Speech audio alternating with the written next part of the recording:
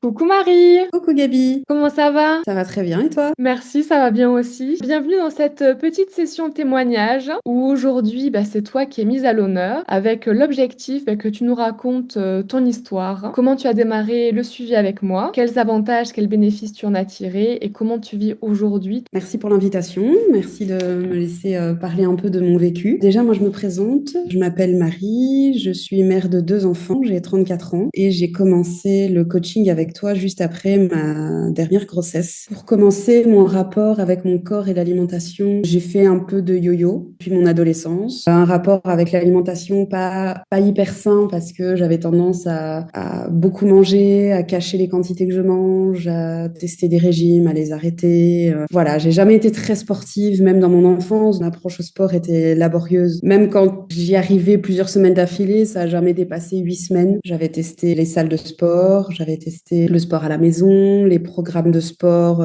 30 minutes, 3 fois par semaine. Enfin voilà, j'avais essayé plein de choses comme ça avec un énorme manque de motivation. Peu de résultats parce que, pas sur le long terme. Donc, ça me semblait très laborieux. Je suis tombée enceinte à 25 ans de mon premier enfant. J'avais pris beaucoup de poids pendant ma grossesse, 35 kilos, et j'ai mis des années à perdre ce poids après, de manière très laborieuse, culpabilisant beaucoup, en testant plein de choses, mais en même temps sans réussir à m'y tenir. Enfin, c'était vraiment très compliqué. Quand je suis tombée enceinte de mon deuxième enfant, j'étais quand même à l'aise dans mon corps à ce moment-là. J'avais réussi à perdre le poids de ma première grossesse. Il y a 6 ans d'écart entre mes deux enfants, donc il s'est quand même passé un long laps de temps. Et je voulais un deuxième enfant, mais en même temps, j'avais peur de retomber dans ce schéma de prendre beaucoup de poids, ne plus être à l'aise dans mon corps. Je savais que ça allait être difficile de gérer mon alimentation pendant ma grossesse, parce que j'ai bien vu que pendant ma première grossesse, avec même les meilleures intentions du monde, même en ayant vu une diététicienne pendant quasiment toute ma grossesse, je n'ai pas réussi. Je me préparais à ce que ce soit tout aussi compliqué. À l'époque, tu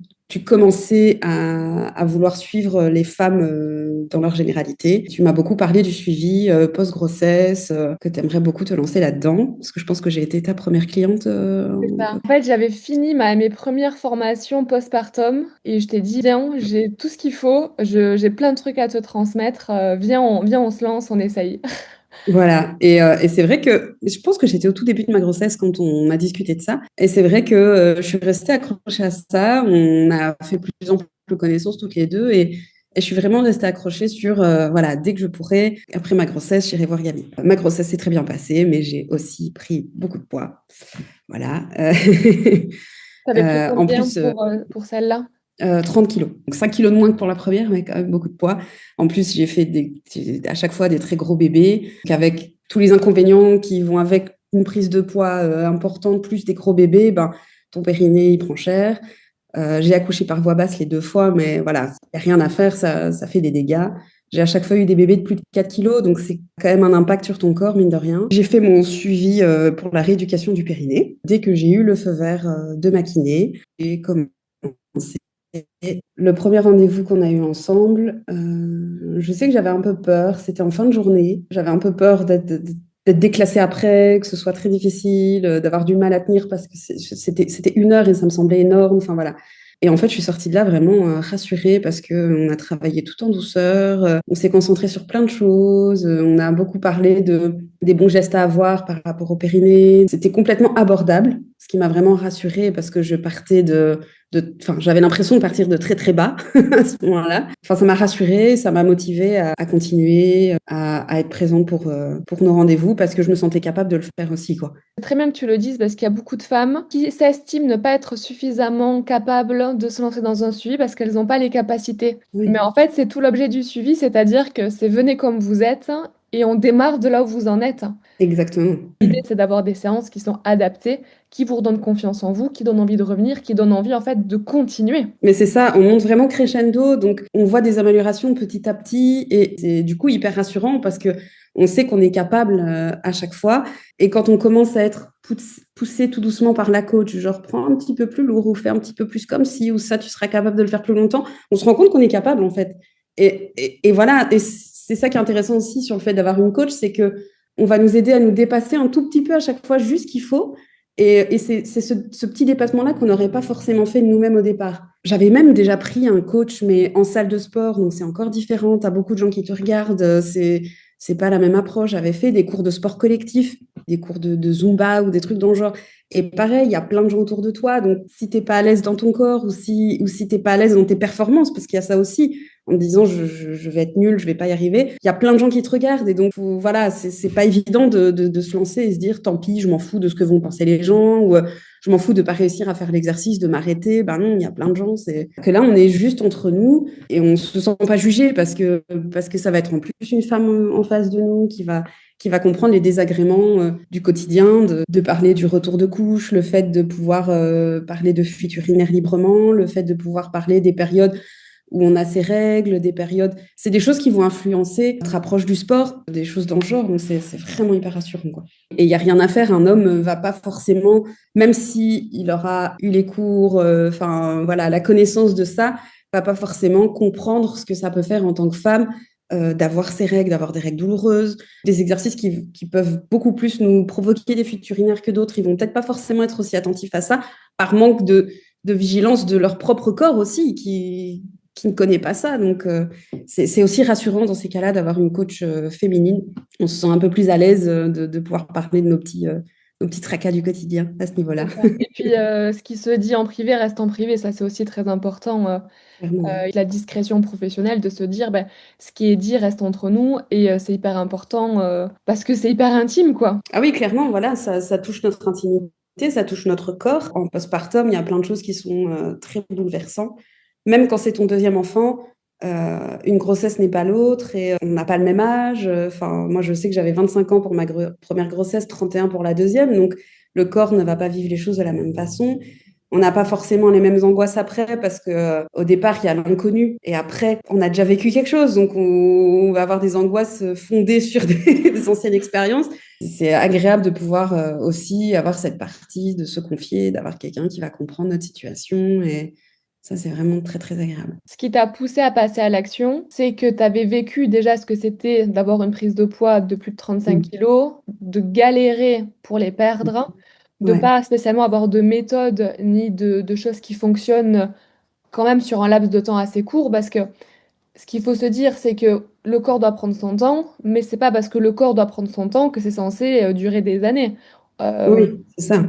Ça peut se faire en 3 mois déjà, on peut avoir des chouettes résultats, et puis en 6 mois, et dans l'année de l'accouchement, on peut vraiment avoir de très chouettes résultats. C'est compliqué d'aborder la chose seule, en fait. Après ma première grossesse, j'ai mis beaucoup de temps à me mettre en priorité. J'ai beaucoup fait passer ma vie de famille et mon bébé à cette époque-là avant. Et en fait, une maman qui ne prend pas soin d'elle, qui n'essaie pas d'être avant tout heureuse elle-même, aura beaucoup plus de difficultés à être heureuse en tant que maman et à passer un temps qualitatif avec sa famille, avec ses enfants. C'est beaucoup plus compliqué. Et je l'ai vécu une première fois. Et ma deuxième grossesse, je me suis dit, en fait, cette fois-ci, tu vas penser à toi aussi. Alors, ça ne veut pas forcément dire ne penser qu'à moi, mais ne pas m'oublier dans l'équation, quoi. Je suis là, j'ai le droit d'exister en tant que femme, j'ai le droit de me dire que j'ai envie de temps en temps d'être la priorité. Voilà, je pense que passer 4 heures avec son enfant tout en ayant la tête ailleurs et en étant triste, c'est pas du temps de qualité. Est-ce que tu es d'accord avec l'idée que, bon, il y a le papa, mais la maman, c'est quand même un sacré pilier de la famille, hein. Si la maman, elle n'est pas bien, ben, il n'y a rien à faire. Le pilier central de la maison, il est un peu bancal, et donc il y a, il y a, il y a, il y a il y a des répercussions avec la patience sur les enfants, mais du coup, manque de patience, ça peut générer des cris, des pleurs, plus de conflits, et puis tout compte fait, on rentre dans un cycle vicieux, alors que si on, je sais pas, hein, tu vas me dire, si tu prends 1 heure de recul, ok, je décompresse, la soupape interne diminue et en fait après je suis beaucoup plus réceptive aux besoins de mes enfants sans être dans le conflit, quoi. J'ai un compagnon qui est très présent, qui s'occupe de ses enfants, qui va prendre le relais la nuit ou des choses comme ça. Mais il y a des choses, il n'y a rien à faire. C'est la maman. Déjà, moi, j'avais un congé maternité de 5 mois. Les hommes, en général, ont entre 2 et 3 semaines. Donc, déjà là, bah, il y a une énorme différence. Lui, il doit quand même aussi travailler la journée. Donc, je suis seule avec mon enfant la journée. J'ai allaité aussi ma fille. Donc, là, il n'y a rien à faire. En plus, elle refusait les biberons, même avec mon propre lait dedans. Donc, il n'y a rien à faire. C'était quand même moi. Je ne pouvais pas vraiment passer le relais à ce moment-là. On va clairement représenter un pilier, mais peu importe qui. Des deux parents, je pense que les deux doivent essayer d'être le plus épanoui possible. Et là-dedans, il ne faut pas s'oublier soi. Faut pas oublier d'être épanouie en tant que femme. Et je pense que être épanouie en tant que femme, ça passe aussi par être à l'aise dans son corps. Je sais que ça a été un déclic pour moi de me sentir bien dans mes vêtements, de pas passer ma journée à réfléchir à ce que j'ai choisi ce matin en me disant que ça ne va pas, en disant que je suis pas à l'aise, que je vais être ballonnée dedans, en étant obsédée par ce que les gens vont penser du t-shirt que j'ai mis ou du jean qui me fait un bourrelet ou des choses dans le genre. Ça, c'était quelque chose qui était terrible. Je sais qu'après ma première grossesse, n'ayant pas réussi à perdre de poids, pendant longtemps, j'ai continué à porter mes pantalons de grossesse parce que c'était la seule chose qui allait dans mon armoire. Parce que psychologiquement, j'avais pas envie de me dire ah, tu vas acheter des tailles supérieures. Et je l'ai mal vécu, en fait, le fait de mettre mes pantalons de grossesse plus longtemps, alors que, voilà, ouais, c'est le bien-être physique qui va se refléter sur ton bien-être moral et qui va se refléter sur ta journée entière chaque jour, quoi. Ça faisait partie, je pense, des objectifs que j'avais mis dans les documents que j'avais remplis avant mon premier coaching avec toi.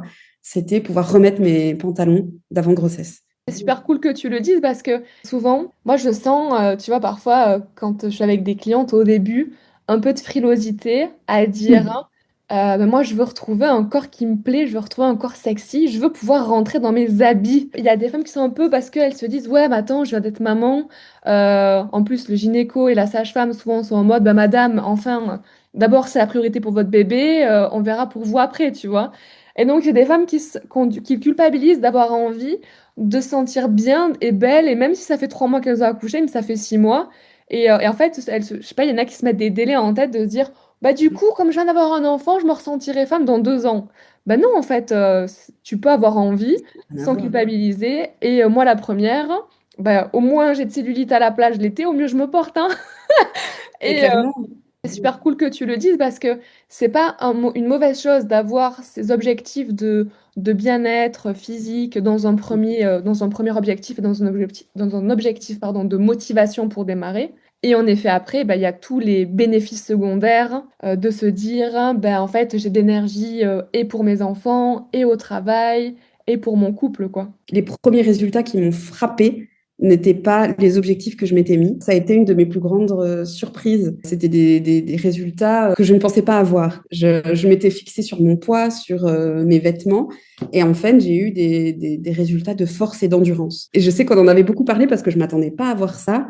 Un truc tout bête, mais j'avais déposé ma fille à la crèche et j'avais fait la course jusqu'à la voiture avec mon fils. Et j'étais arrivée à la voiture sans être essoufflée. Et je m'étais dit, j'arrive à le faire. Je peux courir derrière mes enfants sans être au bout de ma vie, sans dire ah non, non, je cours pas, non, en étant la maman un peu oh non, non, je cours pas derrière les enfants, je vais pas monter sur le manège avec toi, non, j'ai pas envie. En fait, c'est pas que j'avais pas envie, c'est que je me sentais pas capable de le faire, quoi. Après quelques mois, je me rends compte que j'arrive à faire ça sans avoir les désagréments des fuites urinaires, qui est un fait après une grossesse, après avoir eu un gros bébé, enfin, rien à faire, ton périnée, il en chie, et même après ta rééducation du périnée, faire de la corde à sauter ou courir, ça reste quand même très difficile.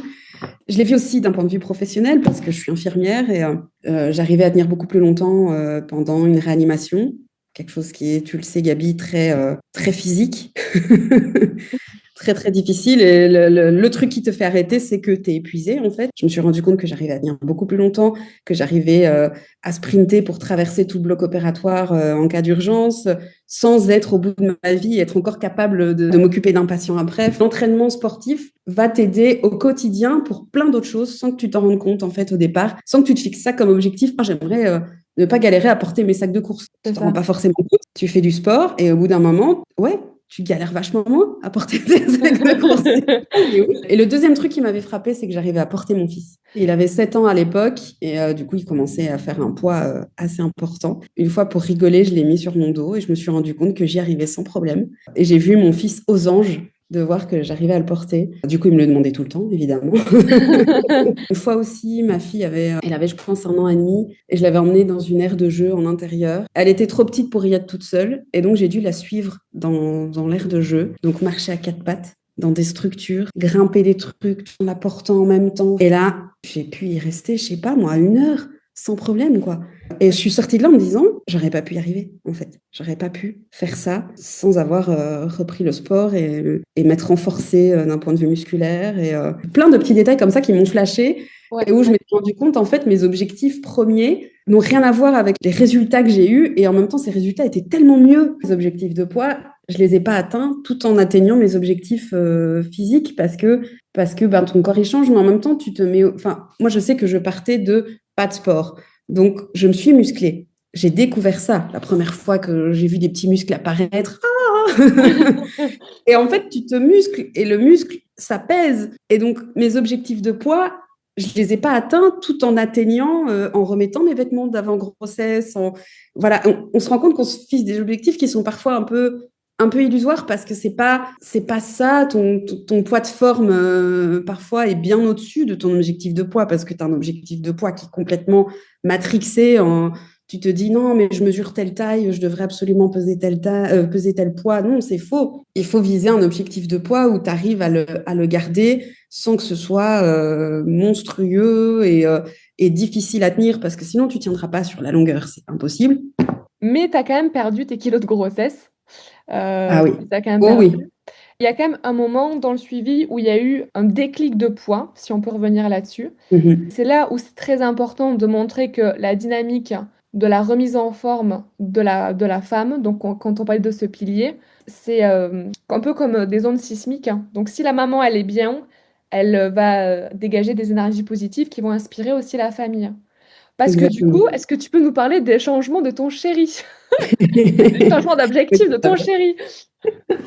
Donc, il faut savoir que dans notre famille, c'est pas moi qui cuisine. Je me suis concentrée sur le sport, mais j'avais beaucoup de mal à atteindre mes objectifs alimentaires. Malgré tous les super conseils de Gabi, c'était compliqué parce que c'est pas moi qui cuisine. Donc, j'avais essayé de cuisiner mes repas à moi. C'était compliqué parce que dans notre partage des tâches, c'est pas moi qui m'occupe de ça normalement. Donc, c'était me rajouter des tâches, ce qui était pas facile pour moi. J'avais quand même des résultats physiques, mais je ne respectais pas mes objectifs caloriques parfaitement comme il faut. Mon compagnon a commencé à réfléchir aussi d'un point de vue alimentaire. Lui, il faisait un peu de musculation de son côté. Il avait du mal à prendre de la masse musculaire. Il avait quand même un petit peu de gras. Il a commencé à regarder les macros, à regarder un peu ses dépenses caloriques, ce qu'on mangeait niveau calorique pour tous les deux. Il a un peu regardé tout ça. On avait tendance à manger trop gras et contrairement à ce qu'on peut penser, pas forcément assez de calories. Et en fait, c'était déséquilibré. C'est ça qui nous empêchait de prendre correctement du muscle et perdre correctement le gras qu'on avait. Il s'est mis à essayer de cuisiner le plus équilibré possible. Vraiment faire des assiettes équilibrées, protéines, lipides, glucides. Il s'est servi de tes données sur l'alimentation parce que j'avais le e-book vraiment sur l'alimentation. J'arrivais pas à le suivre, mais il y avait vraiment toutes les données dedans. Donc, on a regardé les recettes, voilà. Il a pas tellement changé sa manière de, enfin, les plats qu'il cuisinait. Il les a pas vraiment changés. Il a juste changé l'équilibrage dedans, tout simplement. Et c'était vraiment, voilà, bah, je vais quand même faire des lasagnes, mais je vais mettre moins de pâtes. Je vais rajouter quelques couches de légumes en plus dedans. Et en fait, on a cuisiné avec des vrais aliments, pas d'aliments allégés. Plus de On a essayé de faire protéines. les choses pour se faciliter la vie, pour pas se prendre la tête avec les repas. Il va cuisiner qu'une seule fois par jour et on va manger voilà, le soir et le lendemain midi la même chose. Et en fait, donc, je me retrouve du jour au lendemain à suivre son plan alimentaire sans poser de questions, parce que de toute façon, c'est pas moi qui cuisine. Donc voilà. Et en fait, j'arrivais pas à finir les portions. Vraiment, c'était difficile de finir les portions. Et en mangeant, j'avais l'impression beaucoup plus, en mangeant des choses qui étaient quand même très bonnes. Eh ben, j'ai eu d'un coup un déclic comme ça et j'ai perdu du poids, du gras en fait. Ouais, mais t'as perdu 10 kilos sur 6 mois, un truc comme ça, hein. Ça a Ouais, été, ouais, ouais, ça a ouais. été hyper flagrant. Bah, Mais en fait, le premier mois, il y a eu d'un coup, et après, ouais, ça s'est étalé sur la durée comme ça, tout doucement, sans se forcer, sans se prendre la tête, tout en se faisant plaisir, parce que on a quand même, c'est tout bête, mais par exemple, on adore les fast-foods. Et ben, une fois par semaine, on avait un repas où on se commandait un truc au fast-food, quoi, sans se prendre la tête, ça faisait partie de notre programme alimentaire, en fait, tout bêtement, et sans devoir surcompenser d'autres repas en disant, ah mon Dieu, ce soir, on va manger au fast-food, il faut absolument que ce midi, on mange quasiment rien, ça va être un bouillon de légumes et c'est tout. Non, même pas. On mangeait quand même complètement de la même manière. Ouais, on a vu tous les deux une différence parce que lui aussi a réussi à prendre de la masse musculaire, a perdu son gras. Alors, il reste quand même assez mince, hein, donc il n'y avait pas 35 kilos à perdre, hein. Mais il a tout de suite vu les résultats en fait de sa petite masse graisseuse qui est partie très rapidement.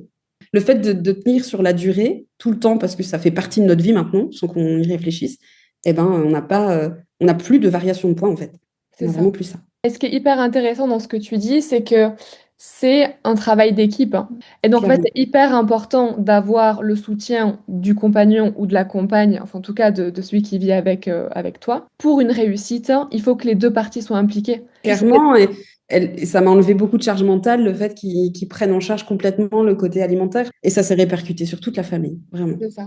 Si je résume la situation avant de commencer le suivi, bah, tu étais quelqu'un pas spécialement sportif, qui avait toujours fait le yo-yo, qui avait été confronté très Ouais. rapidement au régime. Tu avais essayé du coaching individuel, mais qui n'était pas spécialement adapté en fait à toi en tant que femme, pas spécialement adapté à tes hormones. Des cours collectifs, de la Zumba, mais sans avoir vraiment en fait trouvé ton rythme de croisière. Ce qui t'a poussé à passer à l'action, si je résume, bah, c'est cet inconfort et surtout cette crainte d'avoir connu ce que c'était la difficulté de la perte de poids, la difficulté de retrouver un rythme qui soit sain, même en fait un rythme que tu n'avais jamais connu, mais te dire, bon, bah là maintenant ça suffit, j'ai mon deuxième, j'ai envie de remettre les choses en place et d'avancer sur des bons rails directs et en fait de plus que ta vie ne tourne plus autour de l'alimentation et du surpoids et du machin. Là maintenant, tu as pu débloquer d'autres niveaux dans ta vie avec d'autres objectifs, d'autres envies, parce qu'en fait, c'est bon, la partie sport, la partie nutrition, c'est acté. Ça, tu montres l'exemple à tes enfants, tout le monde suit. Hop, on peut débloquer les niveaux suivants de qu'est-ce que j'ai comme projet professionnel, qu'est-ce que j'ai comme projet vacances, sans avoir cette petite voix de se dire est-ce que ça va le faire, est-ce que je vais y arriver, tout ça. Au niveau de ta vie sociale aussi, ça a pas mal débloqué de choses, hein. D'être mieux dans ta peau. Étant plus douce avec moi-même, j'avais plus de place pour être plus douce envers les autres aussi, quoi, dans le non-jugement. Donc ça, je l'ai ressenti aussi d'un point de vue amitié. C'est vrai que maintenant, j'ai un groupe d'amis où on est tous dans le non-jugement, en fait, et c'est super agréable. Le fait de me sentir bien dans mon corps, le fait qu'ils me laissent la place de faire ça, qu'ils me soutiennent aussi d'un point de vue alimentaire, ça a été un gros déblocage et je me suis sentie écoutée et vue dans mon couple, dans ma famille, en tant que femme. Et le fait de beaucoup plus rapidement me sentir mieux dans mon corps, ça a été aussi plus facile dans mon approche du postpartum parce qu'il n'y a rien à faire. Le couple, même si on n'en fait pas une priorité ou oui, mais tu as aussi envie de retrouver une intimité avec ton chéri. Je sais que moi, j'avais beaucoup de mal à retrouver cette intimité-là après ma première grossesse. Le fait de travailler sur moi beaucoup plus rapidement, beaucoup plus tôt, j'ai vécu aussi ça de manière plus sereine. J'étais plus à l'aise personnellement et ça m'a permis de retrouver une intimité plus sereine aussi, C'est plus ça, apaisée. c'est ça Ça a été exactement. vraiment aussi une différence. Ah, trop bien. Mais ça, c'est important à dire, hein, parce il y a des femmes, je le lis maintenant entre les lignes et je le sais, mais il y a beaucoup de femmes qui n'osent pas le dire. Depuis que j'ai un enfant, ma vie intime, c'est moins ça. Soit j'ai mal, soit j'ai moins de sensations, soit je suis moins à l'aise, donc c'est dans le noir. On est plus soi-même dans sa vie intime. On perd un peu l'alchimie avec l'autre, et puis si les discussions ne sont que les enfants et que les problèmes autour des enfants et de la famille, bah, ta vie de couple n'est que plus que des discussions autour des problèmes. Et il y a beaucoup de couples qui rencontrent Mm. ces Bon, et difficultés. c'est des barrières qu'on se met, c'est des barrières qu'on se met nous-mêmes. Mon compagnon, clairement, après ma première grossesse, moi, je me sentais très mal dans mon corps, j'avais pris du poids, je ne le perdais pas. Lui, il m'a dit, mais j'en ai rien à foutre, en fait. Enfin, c'était pas, il s'en foutait complètement. Oui, il voulait des câlins, de l'intimité, des gens qu'on se retrouve un peu tous les deux comme avant, voilà.